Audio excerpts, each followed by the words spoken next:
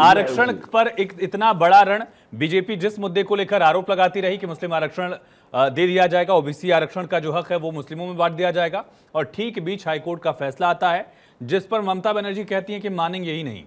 क्या ओबीसी आरक्षण का हक मुसलमानों में बांटा नहीं गया बंगाल में, जिसका आरोप बीजेपी और प्रधानमंत्री लगातार आप पर लगा रहे थे और वो साबित नहीं हो गया हाईकोर्ट के इस फैसले से? मेरा आपसे सवाल है आयुष जी, आप ये बताइए कि ओबीसी आरक्षण, अदर बैकवर्ड क्लास जो आरक्षण है, संविधान में कहीं लिखा गया है कि ये धर्म और जाति के नाम पे दिया, धर्म के नाम पे दिया जाएगा? ऐसा कहीं लिखा हुआ है क्या कि वो मुसलमान है या वो जैन है उसको नहीं दिया जाएगा? ऐसा कहीं धर्म के आधार पर आरक्षण की बात संविधान में नहीं है। आप पिछड़ेपन के आधार पर दे सकते हैं, और अगर ये तर्क आपके तर्कों में वजन है, सुनिए ना, अगर आपके तर्कों में वजन था तो हाईकोर्ट में बात साबित करनी थी, बजाय कि आप मुझे साबित करें। जो आप लोग नाकाम रहे, हाईकोर्ट को कन्विंस नहीं कर पाए कि 2010 के बाद जो आरक्षण की लिस्ट थी उसमें खामियां नहीं थी। उसके अगेंस्ट में हम लोग सुप्रीम कोर्ट मूव करेंगे, इसमें बोलने की क्या बात है? सुप्रीम कोर्ट जाएगा, ये तो संवैधानिक बात है। संविधान तभी ना उनको आरक्षण दिया गया है, चाहे कर्नाटक में, महाराष्ट्र में, जहां भी दिया जा रहा है, राज्य के अंदर में दिया जा रहा है। राज्य सरकार के पास अधिकार होते हैं, राज्य सरकार के पास अधिकार होते हैं। कर्नाटक में जहां पे मुझे सिर्फ ये बताइए, ये आरक्षण का मुद्दा है कि महंगाई और बेरोजगारी के मुद्दे पर चुनाव होना चाहिए? ये जो चुनाव है 2014 में जब नरेंद्र पुरोहित जी, अगर पिछड़ेपन के आधार पर ही आरक्षण देना था तो जो लिस्ट सामने आ रही है, जो आंकड़े सामने आ रहे हैं, उसमें मुसलमानों का हिस्सा सबसे ज्यादा कैसे हो गया? ये सब देखिए, कभी मंगलसूत्र की बात करना, कभी आपकी बहस खोल के ले जाएंगे, ये सब लोगों को मुद्दे भटकाने की बात। आयुष जी, कैसे मुद्दे को भटकाने की बात आप कर रहे हैं? आप बताइए, इतने सारे मुसलमान की जातियों को आपने शामिल कर दिया, उसके बाद आप मुद्दे की भटकाने की बात करते हैं। आप महिलाओं पे अत्याचार करते हैं, तब लोकतंत्र की जो हत्या का आरोप दूसरे पे लगाते हैं, तब कहां जाता है आपका? आप कह रहे हैं कि हम हाईकोर्ट की बात को नहीं मानेंगे, यानी कि जुडिशियल सिस्टम को भी आप नहीं मानेंगे।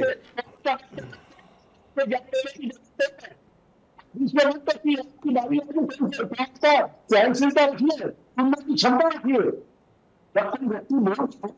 तुलना नहीं है। इसी तरह तो लोकतंत्र का आवाज सही नहीं आ पा रही, स्वयं जी की आवाज प्लीज सही करिए, लगातार मैं रिक्वेस्ट कर रहा हूं। अनिरुद्ध जी, एक बड़ा आरोप की पिछलेपन के आधार पर आरक्षण दिया गया, हालांकि हाईकोर्ट ने स्तर को माना नहीं, लेकिन इसका असर कितना पड़ेगा इन 9 सीटों पर? आयुष जी, इनकी क्रोनोलॉजी समझिए, इन लोगों के इंडी गठबंधन का है क्या? कांग्रेस, मनमोहन सिंह जी जब प्रधानमंत्री रहते हैं, ऑन फ्लोर कहते हैं कि भारत के सारे रिसोर्स पे पहला अधिकार किसका? मुसलमानों का है। राहुल गांधी, इनके शहजादे, कहते हैं कि ये पार्टी किसकी है? मुसलमानों की पार्टी है। लालू प्रसाद यादव कहते हैं कि एसटी ओबीसी सबके रिजर्वेशन लेके मुसलमानों को दे दिया जाए। कर्नाटक के अंदर 4% ओबीसी का रिजर्वेशन लेके मुसलमानों को दे दिया गया। पश्चिम बंगाल को आइए, पश्चिम बंगाल विवेकानंद की धरती, रविन्द्रनाथ टैगोर की धरती, रामकृष्ण परमहंस की धरती है। वहां पे दुर्गा पूजा नहीं करने को मिलता है, वहां पे लोग हाईकोर्ट जाना पड़ता है परमिशन लेने के लिए। वहां पे आप मुसलमानों के धर्म गुरुओं को आप वजीफा देते, स्कॉलरशिप देते हैं, सब तमाम चीजें आप सुविधा मुहैया कराते हैं। और वहीं पे अगर कोई धर्म गुरु होता है, कोई पंडित होता है, कुछ होता है, तो उसको आप किनारे लगा देते हैं। एक चीज आता है, उसके बाद में सारे ये हमारे मित्र जो हैं, ये मुस्लिम रिजर्वेशन को इंडोर्स कर रहे हैं कि रिलीजियस सेंटिमेंट के आधार पर रिजर्वेशन। मुसलमानों के आप जो लोग पिछड़े तबके के हैं उनको रिजर्वेशन देना चाहिए। वो तो रिजर्वेशन इशू को आप लोगों ने पहले से क्यों नहीं उठाया? रिलीजियस सेंटिमेंट के आधार पर कहा हाईकोर्ट का आदेश आया और चीजें स्पष्ट हो गई, जो आंकड़ा सामने आया उसमें तमाम चीजों को देखा जा सकता है कि आयुष जी हमेशा इस मुद्दे को उठाते रहे। ये लोग 2010 के बाद की लिस्ट को लेकर सवाल उठाया गया और 14 साल बाद इलेक्शन में मुद्दा बन रहा है। अनिरुद्ध जी सुनिए ना, 2010 के बाद की लिस्ट को लेकर हाईकोर्ट ने स्पष्ट किया है तस्वीर को, और मुद्दा बन रहा है 14 साल बाद। अलायंस को राम मंदिर का इन्विटेशन दिया गया आने के लिए, तो ये कहे हम लोग नहीं आएंगे। ये कहते हैं कि राम सबके हैं, तो भैया 22 वकील किसके थे वो? अगर इनका बस नहीं चलता, ममता बनर्जी जी का, टीएमसी को, कांग्रेस का बस नहीं चलता, नहीं तो वंदे भारत एक्सप्रेस को रावलपिंडी एक्सप्रेस बना देंगे। स्वयं जी, अगर आपकी आवाज सही आ रही तो बोलिए एक बार। इन्होंने कहा अभी कि पश्चिम बंगाल में दुर्गा पूजा नहीं मनाई जाती है। आपको पता होना चाहिए कि जिस तरह से ममता बनर्जी की सरकार बनने के बाद थोड़ी मर्यादा रखिए, सुनने की भी क्षमता रखिए। आप सुनिए ना, दुर्गा पूजा नहीं मनाई जाती है।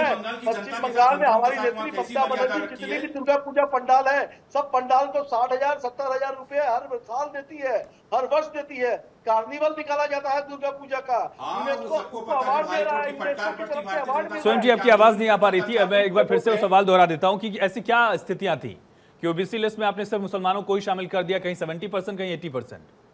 नहीं, देखिए ये तो जनता की मांग है, जो आप डिमांड करेगा उसी को आरक्षण मिलेगा। आरक्षण में जो क्राइटेरिया होती है उसी को ना मिलेगा आरक्षण। सर ये कौन सी क्राइटेरिया है कि आपने ओबीसी में ओबीसी को ही शामिल नहीं किया, ओबीसी मुस्लिम को शामिल कर दिया? देश के अंदर में लोकतंत्र में दिल्ली में जो बैठे हैं, 2010 में वामपंथी के समय हुआ, 2006 में हुआ। आज उस मुद्दे पर अगर भारतीय जनता पार्टी राजनीति कर रही है तो मुझे ये सवाल का जवाब दीजिए भारतीय जनता पार्टी कि आपने गरीबों को कितना आरक्षण दिया, कितने गरीबों को देश के अंदर में रोजगार दिया? ठीक है, मैं उसका जवाब अनिरुद्ध जी से लूंगा, सर्वेश जी भी बताएंगे, लेकिन मेरे सवाल का जवाब दीजिए, ऐसी क्या मजबूरी थी, क्या क्राइटेरिया था, किसने ऐसी मांग की, किसकी मांग पर ऐसा किया आपने? पैसा ले लेकर रोजगार दे रहे थे, आज जेल के अंदर बैठे हुए हैं, करोड़ों और उनके घर में सोना निकल रहा है। स्वयं जी बताइए ना, आखिर किस क्राइटेरिया के आधार पर आप लोगों ने आरक्षण दिया? ये ओबीसी लिस्ट में 70% मुस्लिम्स को शामिल कर लिया, जातियों को आपने कहा कायदा था?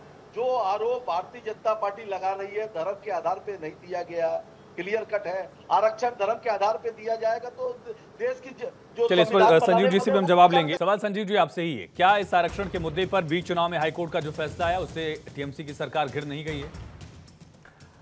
भारतीय जनता पार्टी आंध्र प्रदेश में चुनाव लड़ रही है चंद्रबाबू नायडू के साथ। चंद्रबाबू नायडू ने अपने मैनिफेस्टो में लिखा है कि हम यदि जीत के आते हैं तो मुस्लिमों को 4% आरक्षण देंगे, उनके मैनिफेस्टो में है।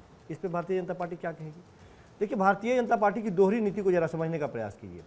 देश के उसे ओबीसी आरक्षण में मुस्लिमों को 70% से ज्यादा जगह देना जस्टिफाइड हो जाता है, इसका जवाब बीजेपी देगी, अनिरुद्ध जी देंगे। ठीक है, उस पीडीपी का क्या स्टैंड है? लेकिन देखिए, देश के प्रधानमंत्री यदि ये बात कहते हैं कि देश के संसाधनों पे, हालांकि उनके बातों को तोड़ मरोड़ के दूसरे तरीके से पेश किया गया कि अल्पसंख्यकों का पहला अधिकार है, तो इन लोगों को बहुत पेट में मरोड़ हो गया। लेकिन देश के संसाधनों पर विदेश के लोगों का हक किसने दिया? विदेश के लोगों से ठीक है, सारी बातें आपका जो भी आरोप है उसका जवाब अनिरुद्ध जी देंगे, लेकिन मेरी बात का जवाब दीजिए ना कि कैसे जस्टिफाई किया जा सकता है इस बात को? और आपने भी लिस्ट देखी होगी, आपने भी आंकड़ा देखा होगा। मैंने कहा कि अब कोर्ट ने चूंकि आदेश दिया है तो उस पर ममता बनर्जी का अपना टेक है। ममता बनर्जी ने कहा कि नहीं, हम इस चीज को नहीं मानेंगे तो नहीं मानेंगे। अब वो आगे इसके लिए कौन सा रास्ता देखती हैं, किस परिस्थिति में कैसे वो समझती है, उसका बेहतर ममता बनर्जी और ममता बनर्जी की पार्टी उसका जवाब देगी। लेकिन मैं सिर्फ ये कह रहा हूं कि भारतीय जनता पार्टी जिस तरह की बातें कर रही है, जिस तरह की दोहरी बातें कर रही है, अपनी ही पार्टी वो दूसरे के ऊपर मुखर हो जा रही है। महिलाओं के बारे में वो बार बार ये बात कह रही है, संदेश खाली के बारे में वो मुखर हो रही है, लेकिन मणिपुर में वो डबल इंजन की सरकार टाटा फिश हो जाती है, उसके बारे में एक शब्द मुंह से नहीं निकलता है। संसद के बगल में 500 मीटर के बगल में महिलाएं बैठी हुई थी ना, देश के प्रधानमंत्री को 2 शब्द बोलने नहीं, उस पर कभी बोलते हुए नहीं देखा लोगों ने। संदेश खाली पर बहुत जोड़ लीजिएगा सर्वेश जी। देखिए कौशिक जी, उसी पहलवान बेटियों के लिए स्वाति मालीवाल जाके बैठी थी, लेकिन उस स्वाति मालीवाल पे जब अत्याचार होता है तो उसमें से एक भी पहलवान बेटी निकल के नहीं आ रही है। तो ये एजेंडा सेटिंग मत करिए, चैनल पे आपको अगर दिया जाता है तो एजेंडा सेटिंग मत करिए। आप मुझे बताइए ना, उसी पहलवान बेटियों के लिए इन पार्टी में से एक भी आया? ममता बनर्जी बोलने आई, कांग्रेस पार्टी बोलने आई, आम आदमी पार्टी अगर अभियुक्त है तो ममता बनर्जी बोलने आई, अखिलेश यादव बोलने आया, डीएमके बोलने आया। आपको संदेश खाली दिखता है। प्रधानमंत्री गृहमंत्री ने पार्लियामेंट में जवाब दिया है, शर्म आनी चाहिए आपको कि आज उसी स्वाति मालीवाल के बारे में कोई मुंह नहीं खोलते हो आप लोग। और वो पहलवान बेटियों के लिए रात दिन वहां पे बैठी हुई थी, तब आपके मुंह में फेविकॉल जम गया है। अभी तक तो स्वाति मालीवाल के विरोध में खड़े थे। स्वाति हाँ, मेरे लिए महिला महिला है, चाहे वो मणिपुर की महिला पे अत्याचार हो, चाहे स्वाति मालीवाल पे हो या संदेश खाली पे हो, मैं हर के लिए बोलूंगा। समझ गए? अगर पहलवान बेटियों पे अत्याचार हुआ तो आज वो आके खड़ी हो स्वाति मालीवाल के पास, क्यों नहीं खड़ी हो रही है? एक चूस शब्द बोला उन्होंने मामले में, महिला पहलवानों के मामले में एक स्टेटमेंट निकाल के दिखाइए किसी भारतीय जनता पार्टी। महिला पहलवानों के बारे में जो भी हुआ सब देश ने देख रखा है। मुझे आप बता दीजिए, वही महिला पहलवान जिसके साथ एक महिला खड़ी थी, जो चेयरमैन थी महिला आयोग की, आज उसके साथ क्यों नहीं खड़ी है? तो ये दोहरा चरित्र उसका भी तो देखिए। जैसे कि ममता बनर्जी की सरकार ने ये कहा कि वो सुप्रीम कोर्ट में चैलेंज करेंगे, वैसे ये भी मामला कोर्ट में है, तो दोनों चीजें कोर्ट में ही है। फिर तो अगर यही रुख है कि कोर्ट में है मामला, तो फिर वो दोनों जगह लागू हो जाता उतनी ही समानता के साथ। लेकिन सवाल अनिरुद्ध जी आपसे भी है, एक अलग पैटर्न दिखता है बंगाल की पॉलिटिक्स में और देश की अलग पॉलिटिक्स में। बंगाल में जो ग्रामीण वोटर है वहां पर टीएमसी को वोट कम मिलता है बजाय कि शहरी वोटर में। शहरी वोटर्स में आपकी पकड़ ज्यादा कमजोर दिखती है, लेकिन बाकी देश के हिस्सों में उल्टा दिखता है पैटर्न। शहरी वोटर जो है वो बीजेपी के पक्ष में ज्यादा दिखता है ग्रामीण वोटर्स के कंपैरिजन में। हालांकि उस तस्वीर को हाल फिलहाल के कई चुनाव में थोड़ा बदलाव भी देखा गया, लेकिन इस बदलती पॉलिटिक्स के पीछे जमीन पर कारण क्या है और उस शहरी वोटर्स में बीजेपी की पहुंच इस चुनाव में क्यों नहीं बन पा रही है? अनिरुद्ध जी, देखिए, ममता जी जब वहां पे आई तो वो लेफ्ट के एक मूवमेंट के बाद आई कि वहां उन्होंने कहा कि एक सब्ज बात दिखाए, हम ऐसे डेवलपमेंट करेंगे, ये चीजें करेंगे, लेकिन वो एग्जैक्टली जो है लेफ्ट जो करती थी, वहां का जो ब्लड बात वाली पॉलिटिक्स थी उसी में चली गई वो। 2014 के बाद आप देखिए बीजेपी कितनी सीटें जीतती है, 2019 में कितनी सीटें जीतती हैं, उसके बाद में हमारा वोट शेयर कितना बढ़ता है, विधानसभा हमारी कितनी सीटें थी, उसके बाद में 2019 के बाद विधानसभा का चुनाव होता है, कितना सीट बढ़ता है, उसके बाद वोट शेयर हमारा बढ़ता है। वहां आप देखिएगा 2024 के बाद में धीरे, क्योंकि बंगाल हमारे लिए एक ऐसा था कि बंगाल में 2014 के बाद बहुत स्पेस नहीं था, क्योंकि वहां पे भारतीय जनता पार्टी इतना ज्यादा नहीं, जैसे हमारे लिए केरल है वैसे बंगाल था, वहां पे त्रिपुरा, वहां पे नॉर्थ ईस्ट में हमारा, तो धीरे धीरे वहां पे हमारी ग्रोथ देखिए, हम सारे सीट रिटेन कर रहे हैं, जो करंट में सीट उसका डबल हम जीत भी रहे हैं। वहां पे ममता बनर्जी का जो फेस है उन लोगों को समझ में आ रहा है कि भाई डेवलपमेंट के लिए आई थी, ये करप्शन फ्री के लिए आई थी, तो भतीजा इन्होंने बिठा दिया, भाई करप्शन करो, लूटते जाओ। इनका हर मंत्री करप्शन में है। इन्होंने कहा कि हम तुष्टीकरण नहीं करेंगे, हम ऑल इंक्लूसिव ग्रोथ करेंगे। भारतीय जनता पार्टी मोदी सरकार का एक ही मंत्र है, सबका साथ सबका विकास। हम इंक्लूसिव ग्रोथ करते हैं, हम जब रोड बनाते हैं, जब मोदी जी रोड सड़क बनाते हैं तो उसमें नहीं देखते हिंदू चले मुसलमान चले, लेकिन ये डिस्क्रिमिनेट करते हैं। स्वयं जी, चलिए स्वयं जी शायद हमारे साथ अभी कनेक्ट नहीं है, उनसे जवाब लेने की कोशिश करेंगे। लेकिन सर्वेश जी, सबसे अहम सवाल यही है, क्या ये वोटिंग पैटर्न थोड़ा सा अलग दिखता है बंगाल में? शहरी और ग्रामीण वोटर्स में डिफरेंस जो है?